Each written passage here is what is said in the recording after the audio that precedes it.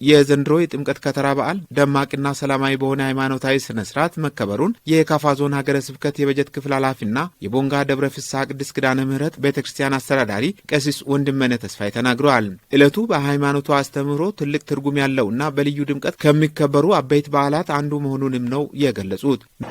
ኢየሱስ በዛሬው ዕለት ማለት ነው የከተራ ዕለት በእግሩ ከገሊላ ወደ ዮርዳኖስ መውረዱን እዛ ቦታ ላይ ተጠግቶ ማደሩን ምክንያት በማድረግ በየአጥቢያው ያሉ ታቦታት በአጠቃላይ ከመንበረ ክብራቸው ተነስተው ወደ ከተራ ወደዚያ ወደ ባህረ ጥምቀት ቦታ ላይ ይወርዳሉ ማለት ነው።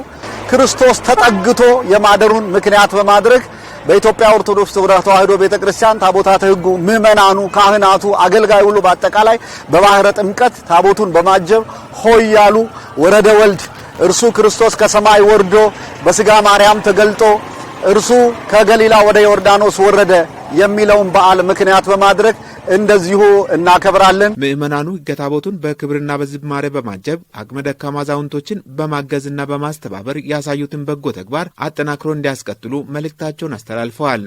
ይሄም በዓል እንግዲህ በደመቀ ሁኔታ በደቡብ ምዕራብ ኢትዮጵያ ህዝቦች ክልላዊ መንግስት ቦንጋ ከተማ ላይም እንደሚታየው ድባቡ ህዝበ ክርስቲያኑ በአጠቃላይ ተሞ ካህናት፣ ዲያቆናቱ ከተማውን እንደምናየው ደግሞ እንዲሁ በፍቅርና በአንድነት ሆኖ በማሸብረቅ የቦንጋ ከተማ ወጣቶች ከቦንጋም ውጪ ያሉ በየወረዳ ያሉ ወጣቶች በአሁን ሰዓት ላይ ግንባር ቀደም ሆነው ታቦታቱ የሚያልፉበትን መንገዶች አስፋልት በመጥረግ ምንጣፍ በማንጠፍ ክብሩ ደመቅ እንዲል በማንዲራ በማሸብረቅ ሰረገላ በመስራት ገንዘባቸውን ጉልበታቸውን ሲያፈሱ እናያለን።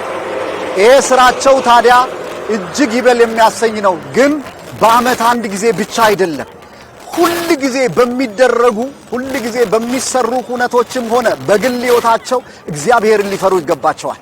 ከተራ የሰላም፣ የመረዳዳት፣ የፍቅር፣ የይቅርታና የምህረት ማሳያ በመሆኑ ይህንን ሃይማኖታዊ ኃላፊነት በተግባር እንዲወጡም አስገንዝበዋል። ይህን በዓል ልዩ የሚያደርገው የፍቅር በዓል ነው። የአንድነት በዓል ነው።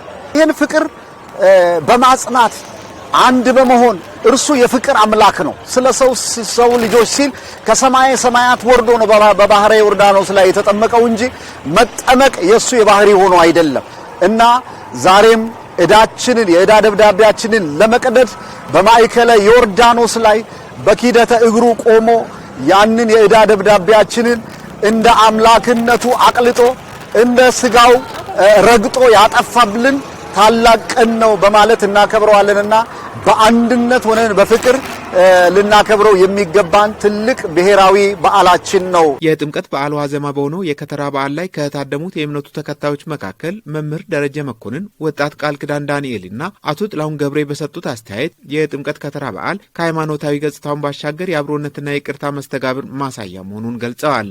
ሁሉንም የኦርቶዶክስ ክርስትና እምነት ተከታዮች በሙሉ እንኳን ለብርሃነ ጥምቀቱ አደረሳችሁ እላለሁ።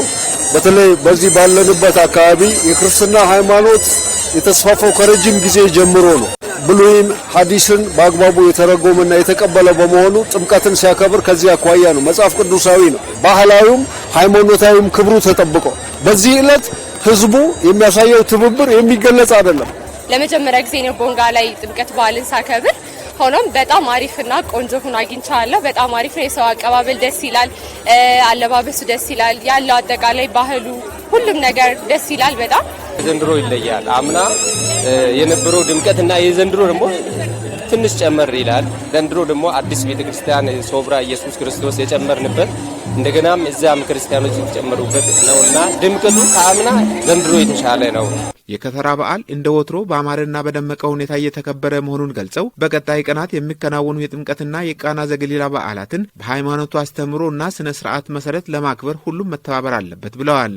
ቦንጋ የፍቅር ከተማ ናት። ወጣቱ ይህንን ነገር ጥምቀትን ሲያከብር መንገድ ላይ የደከሙትን በመርዳት ለታቦቱ ምንጣፍ በማንጠፍ አስፈላጊውን ነገር በማቅረብ ነው እና በጣም ቆንጆ ነው። እንኳን አደረሳችሁ ነው ማለት የምፈልገው። ጥምቀት ሁላችንም በተለይ ደግሞ ለሴቶች ሞር ጓግተን የምንጠብቀው በዓል ነው። ሁላችንም አምሮብን ከሌላው ጊዜ በተሻለ ቆንጆ ሆነን የምንወጣበት በዓል ነው። በጣም ሞር ለሴቶች ለየት ያለ ቦታ አለው። ስለዚህ በጣም በአሪፍ ሁኔታ እያከበር ነው እንገኛለን። ዛሬ በዓሉን ስናከብር ብቻ ሳይሆን ከበዓሉም በኋላ ሁሉ ጊዜ ይሄን መተሳሰብ ማስቀጠል መቻል አለብን። ደካሞችን መርዳት መቻል አለብን። የታረዙትን ማልበስ፣ የተቸገሩትን መጠየቅ መቻል አለብን። በዓላቶች የራሳቸው ምክንያት አላቸው። ከምክንያትነት ወይም ከበዓልነት ባለፈ የራሳቸው የሚያስተላልፉት መልእክት አለ። ስለዚህ ህዝቡ ይህንን ነገር በመመርኮዝ በዓላቶች ሲመጡ በመደጋገፍ ከሌሎች ማህበረሰቦች ጋር ከሌላቸው ማህበረሰቦች ጋር ያለንን በማጋራትና እንዲሁም ፍቅር በመስጠት እየተሳሰብን እንድናከብር ስለሆነ ክርስቶስም ይህን በማሰብ ስለሆነ እነዚህ ነገሮች ያደረጋቸው እኛም ያን ነገር ተምሳሌት በማድረግ እንድናደርግላለሁ። የካፋ ዞን ፖሊስ መምሪያ አዛዥ ኢንስፔክተር ዳዊት ደሳለኝ በበኩላቸው የከተራና የጥምቀት በዓላትን ሃይማኖታዊ ትውፊታቸውን ጠብቀው በሰላም እንዲከበሩ እየተሰራ መሆኑን ገልጸው ህዝበ ክርስቲያኑ የበኩሉን ሚና እንዲወጣ ጠይቀዋል። የበዓሉ አከባበር በካፋ ዞን በተለይም በቦንጋ ከተማ እስከ ጥር 13 ቀን 2018 ዓ.ም ድረስ እንደሚቀጥል ነው የተጠቆመው።